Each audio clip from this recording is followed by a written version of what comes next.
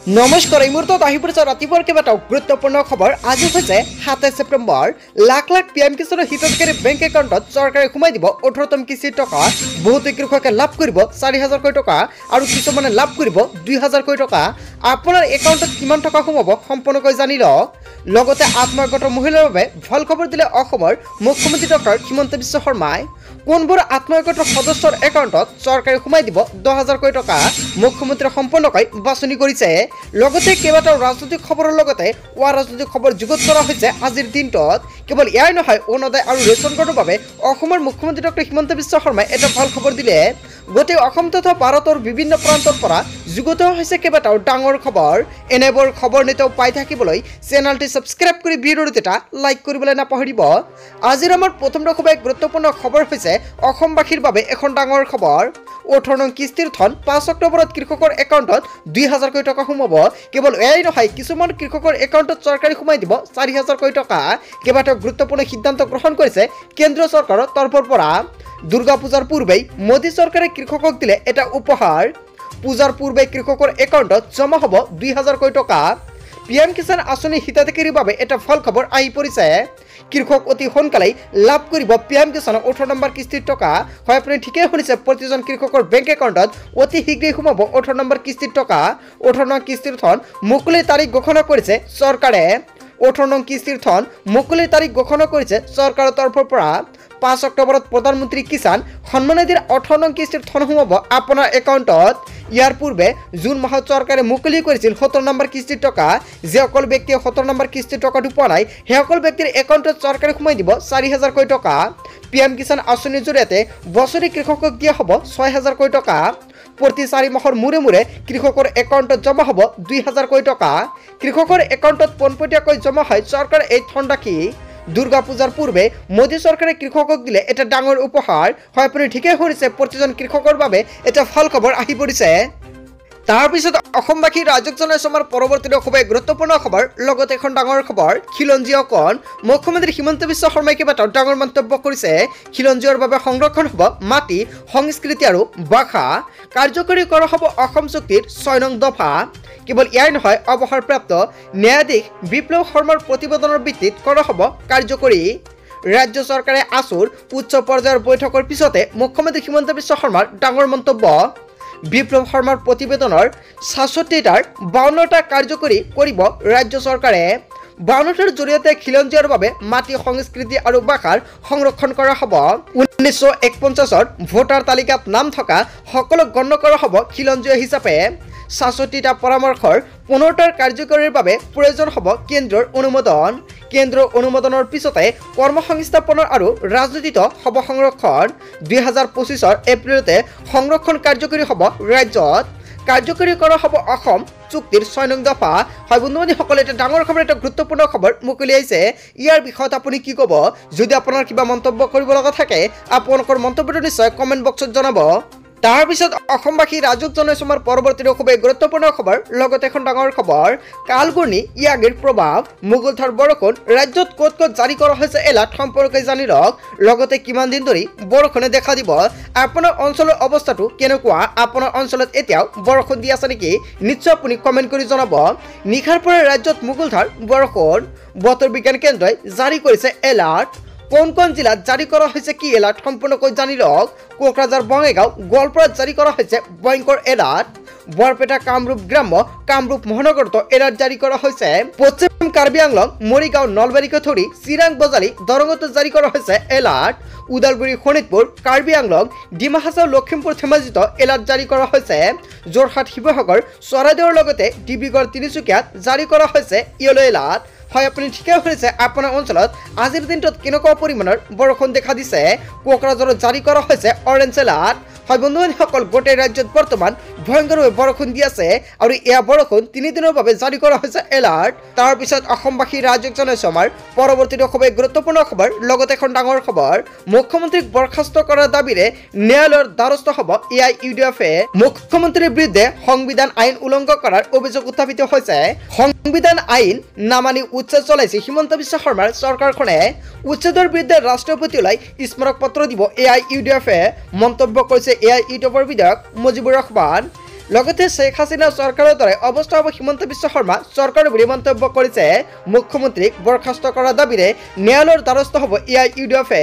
তাৰ পিছত অসমবাসী ৰাজুক জনাইছে আমাৰ পৰৱৰ্তীটো খুবেই গুৰুত্বপূৰ্ণ খবৰ। লগতে এখন ডাঙৰ খবৰ, হাতত মাত্ৰ 4 দিন 30 ছেপ্টেম্বৰৰ পূৰ্বে আপডেট কৰক আপোনাৰ যান বাহনৰ সকলো নথি পত্ৰ, অন্যথা আপুনি ডাঙৰ বিপদত পৰিব। দুৰ্গা পূজাৰ প্ৰাকক্ষণত ৰাজ্যৰ ৰাজপথত পথ সুৰক্ষা সুনিশ্চিত কৰাৰ বাবে জাৰি কৰা হৈছে নিৰ্দেশনা।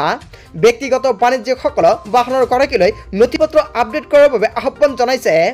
উৎসৱৰ সময়ত যাতে কোনো কাৰণতে পথ সুৰক্ষা বিনষ্ট নহয়, যান বাহনৰ গৰাকীয়ে ঘৰতে বহি অনলাইনযোগে কৰিব পাৰিব নথি পত্ৰৰ কাম কাজ। অনলাইনতে দুৰ্গা পূজাক লৈ আহি গ'ল পৰিবহণ বিভাগৰ SOP। মহানগৰীৰ প্ৰতিখন পূজা সমিতিলৈ দিয়া হৈছে নিৰ্দেশনা। পূজা মণ্ডপত পথ সুৰক্ষা নীতি নিয়মসমূহ লিখি ডিছপ্লে ৰাখিব লাগিব। পূজাৰ সময়ত অথবা উৎসৱৰ সময়ত পৰিবহণ বিভাগ আৰক্ষীয়ে চলাব অভিযান। হেলমেট নিপিন্ধি সিট বেল্ট নলগোৱাৰ চালকৰ বিৰুদ্ধে চলিব ভয়ংকৰ অভিযান। চালকসকলে পথ সুৰক্ষাৰ সকলো নীতি নিয়ম মানি চলিব লাগিব। সুৰাপন কৰি বাহন চলালে ভৰিব লাগিব 10,000 টকাৰ জৰিমনা। লগতে বাতিল হ'ব অনুজ্ঞাপত্ৰ। দুৰ্গা পূজাৰ প্ৰাকক্ষণত যান বাহনৰ গৰাকীলৈ আহি গ'ল নিৰ্দেশনা। লগতে পথ সুৰক্ষাক লৈ অধিক সতৰ্ক পৰিবহণ বিভাগ। 30 ছেপ্টেম্বৰৰ ভিতৰতে আপডেট কৰক আপোনাৰ যান বাহনৰ সকলো নথি পত্ৰ, বীমা, প্ৰদূষণ, RC সকলো আপডেট কৰক শীঘ্ৰেই, অন্যথা আপুনি ডাঙৰ বিপদত পৰিব পাৰে। অসমবাসী ৰাজুক জনাইছে আমাৰ পৰৱৰ্তীটো খুবেই গুৰুত্বপূৰ্ণ খবৰ। লগতে এখন ডাঙৰ খবৰ, বিশেষ সম্প্ৰদায়ক টাৰ্গেট কৰি দিন দুপৰতে হত্যা কৰি জাতিটোক নিক্ষেপ কৰাৰ চেষ্টা কৰিছে অসমৰ মুখ্যমন্ত্ৰী ডক্টৰ হিমন্ত বিশ্ব শৰ্মাৰ। মানসিকতা এৰক বুলি মন্তব্য কৰিছে অসমৰ মুখ্যমন্ত্ৰী ডক্টৰ হিমন্ত বিশ্ব শৰ্মাক হুংকাৰ প্ৰদান কৰিছে। অসমৰ মুখ্যমন্ত্ৰী ডক্টৰ হিমন্ত বিশ্ব শৰ্মাক কৈছে মানসিকতা এৰক। পুনৰ উচ্ছেদক লৈ সৰব হৈ পৰিছে সদৌ অসম সংখ্যালঘু সংগ্ৰাম পৰিষদ। গোৱালপাৰা জিলাৰ লক্ষীপুৰ আৰু সোণাপুৰ কচুতলিত পুনৰ 2 দিন চলি থকা উচ্ছেদ চলোৱা কাৰ্যৰ তীব্ৰ বিৰোধিতা সংখ্যালঘু সংগ্ৰাম পৰিষদৰ নেতা আবু বকৰ ছিদ্দিকৰ। পুনৰ সংস্থাপনৰ অবিহনে উচ্ছেদ কৰা গ্ৰহণযোগ্য নহয় বুলি মন্তব্য কৰিছে সংগঠনটোৱে। অনাগত দিনত আৰু কোন কোন ঠাইত চৰকাৰে উচ্ছেদ চলাব তাৰ তালিকা বিচাৰিছে অসম সংখ্যালঘু সংগ্ৰাম পৰিষদে। চৰকাৰে লাখ লাখ টকা উচ্ছেদৰ নামত খৰচ কৰি চৰকাৰী ৰাজকোষৰ ধন অপব্যৱহাৰ কৰি আছে বুলি মন্তব্য কৰিছে। যদি মুখ্যমন্ত্ৰীয়ে ভাৰতবৰ্ষৰ ভিতৰত অতি হিন্দুত্ববাদী নেতা হিচাপে পৰিচালিত হ'ব বিচাৰিছে, নাইবা ভাৰতৰ প্ৰধানমন্ত্ৰী হ'ব বিচাৰিছে, তেন্তে স্বাগতম জনাইছোঁ। কিন্তু সেই উদ্দেশ্যৰ পৰিকল্পিতভাৱে এটা বিশেষ সম্প্ৰদায়ক টাৰ্গেট কৰি দিনে দুপৰে হত্যা কৰি জাতিটোক নিক্ষেপ কৰাৰ মানসিকতা এৰক বুলি মন্তব্য কৰিছে বা সংখ্যাৰ প্ৰদান কৰিছে অসমৰ মুখ্যমন্ত্ৰী ডক্টৰ হিমন্ত বিশ্ব শৰ্মাক। আমাক সংবিধানে দিয়া মৌলিক অধিকাৰ খৰ্ব কৰি মৃত্যুক মুখত ঠেলি দিছে অসমৰ মুখ্যমন্ত্ৰী ডক্টৰ হিমন্ত বিশ্ব শৰ্মাৰ চৰকাৰখনে। অসমত যদি এনেকৈ মুছলমান মানুহৰ ওপৰত অত্যাচাৰ আৰু নিৰ্যাতন চলে, কম সময়ত দ্বিতীয় বাংলাদেশৰ দৰে পৰিৱেশ হ'ব। হুংকাৰ প্ৰধান সংখ্যালঘু সংগ্ৰাম পৰিষদৰ নেতা আবু বকৰ ছিদ্দিকৰ। হয় বন্ধু বান্ধৱীসকল, আবু বকৰ ছিদ্দিকে যিটো মন্তব্য কৰিছে আপুনি কি ক'ব? যদি আপোনাৰ কিবা মন্তব্য কৰিব লগা থাকে আপোনালোকৰ মন্তব্যটো নিশ্চয় কমেণ্ট বক্সত জনাব। তাৰপিছত অসমবাসী ৰাজুক জনাইছে আমাৰ পৰৱৰ্তীটো খুবেই গুৰুত্বপূৰ্ণ খবৰ। লগতে এখন ডাঙৰ খবৰ, অসমৰ মুখ্যমন্ত্ৰী ডক্টৰ হিমন্ত বিশ্ব শৰ্মাৰ কেবিনেটত 11টাকৈ গুৰুত্বপূৰ্ণ সিদ্ধান্ত গ্ৰহণ কৰিছে। ৰাজ্যৰ লাখ লাখ নৱম শ্ৰেণীৰ শিক্ষাৰ্থীৰ বাবে এটা ভাল খবৰ দিলে। শীঘ্ৰে নৱম শ্ৰেণীৰ শিক্ষাৰ্থীয়ে লাভ কৰিব চাইকেল। 2024-25 বৰ্ষৰ বাবে শিক্ষাৰ্থীৰ চাইকেল ক্ৰয়ক অনুমোদন কেবিনেটৰ। 3,23,440 গৰাকী শিক্ষাৰ্থীৰ বাবে ক্ৰয় কৰিব চাইকেল।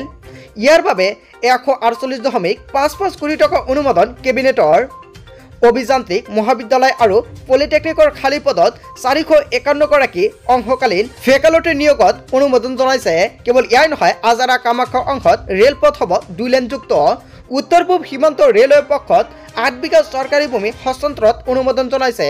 হাজো, মাজুলী আৰু টিংখঙত স্থাপন হ'ব 3খনকৈ পলিটেকনিক আৰু ইয়াৰ বাবে 150 কোটি টকাৰ অনুমোদন জনাইছে কেবিনেটে।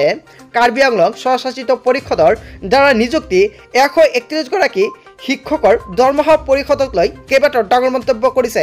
ৰাজ্যৰ লাখ লাখ নৱম শ্ৰেণীৰ শিক্ষাৰ্থীৰ বাবে এটা ফল খবৰ, কিন্তু অসম চৰকাৰে কেইবাটাও গুৰুত্বপূৰ্ণ সিদ্ধান্ত গ্ৰহণ কৰিছে কেবিনেট বৈঠকত। তাৰপিছত অসমবাসী ৰাজুক জনাইছে আমাৰ পৰৱৰ্তীটো খুবেই গুৰুত্বপূৰ্ণ খবৰ। লগতে এখন ডাঙৰ খবৰ, কিয়নো লাভ কৰিব বিনামূলীয়া বিদ্যুৎ সেৱা, বিদ্যুৎ বিক্ৰী কৰি ঘটিব পাৰিব আপুনি টকা। অসমৰ মুখ্যমন্ত্ৰী ডক্টৰ হিমন্ত বিশ্ব শৰ্মাই বিদ্যুৎক লৈ এখন ডাঙৰ মন্তব্য কৰিছে। আপোনাৰ ঘৰত বিদ্যুৎ বিল বেছি আহে নেকি? তেনে ক্ষেত্ৰত এতিয়া আপুনি বিদ্যুৎ বিক্ৰী কৰিব পাৰিব পাৰিব বিনামূলীয়া বিদ্যুৎক লৈ অসমৰ মুখ্যমন্ত্ৰী ডক্টৰ হিমন্ত বিশ্ব শৰ্মাৰ বৃহৎ ঘোষণা বিনামূলীয়া বিদ্যুৎ পোৱাৰ লগতে বিদ্যুৎ বিক্ৰী কৰি ঘটিব পাৰিব আপুনি টকা পিএম সূৰ্যঘৰ আঁচনিৰ জৰিয়তে লাভ কৰিব এই সুবিধা এই আঁচনিৰ বাবে ভাৰত আৰু অসম চৰকাৰে সাহায্য দিব জনতাক 1 কিলোৱাটৰ বাবে ভাৰত চৰকাৰে 30,000 আৰু অসম চৰকাৰে দিব 15,000 টকা আৰু 2 কিলোৱাটৰ বাবে কেন্দ্ৰই দিব 60,000 টকা আৰু ৰাজ্য চৰকাৰে দিব 30,000 টকা 3 কিলোৱাটৰ বাবে কেন্দ্ৰই দিব 78,000 টকা ৰাজ্য চৰকাৰে দিব 45,000 টকা এই আঁচনিৰ জৰিয়তে সোলাৰ পেনেল স্থাপনৰ হ'ব আপোনাৰ ঘৰত মাত্ৰ 5,000ৰ পৰা 27,000 টকা খৰচ হ'ব আপোনাৰ হাতৰ পৰা আঁচনিৰ বাবে আবেদন কৰিবলৈ এতিয়া আপুনি লগ ইন কৰক pmsurjaghar.gov.in ডাকঘৰতো গৈ কৰিব পাৰিব এই আঁচনিৰ বাবে আবেদন বিনামূলীয়া বিদ্যুৎক লৈ অসমৰ মুখ্যমন্ত্ৰী ডক্টৰ হিমন্ত বিশ্ব শৰ্মাৰ এখন ডাঙৰ মন্তব্য পিছত অসমবাসী ৰাজ্যিক জনসমৰ পৰৱৰ্তী খুবেই গুৰুত্বপূৰ্ণ খবৰ লগতে এখন ডাঙৰ খবৰ চৰকাৰে কেতিয়া সোমাই দিব